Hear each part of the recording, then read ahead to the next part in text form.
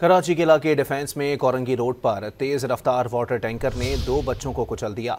पंजाब चौरंगी से काला पुल जाने वाले रोड पर ट्रैफिक हादसा पेश आया, जहां दोनों बच्चे मौके पर जाँ बहक हो गए। मुश्तइल शहरियों ने वाटर टैंकर को आग लगा दी।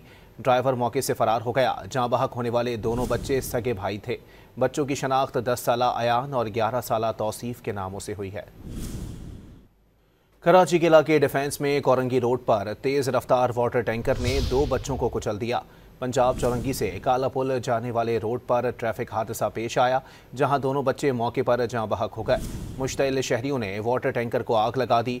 ड्राइवर मौके से फरार हो गया। जाँ बहक होने वाले दोनों बच्चे सगे भाई थे। बच्चों की शनाख्त 10 साला अयान और 11 साला तौसीफ के नामों से हुई है। कराची के इलाके डिफेंस में कोरंगी रोड पर तेज रफ्तार वाटर टैंकर ने 2 बच्चों को कुचल दिया। पंजाब चौरंगी से काला पुल जाने वाले रोड पर ट्रैफिक हादसा पेश आया, जहां दोनों बच्चे मौके पर जाँ बहक हो गए। मुश्तइल शहरियों ने वाटर टैंकर को आग लगा दी। ड्राइवर मौके से फरार हो गया। जाँ बहक होने वाले दोनों बच्चे सगे भाई थे। बच्चों की शनाख्त 10 साला अयान और 11 साला तौसीफ के नामों से हुई है।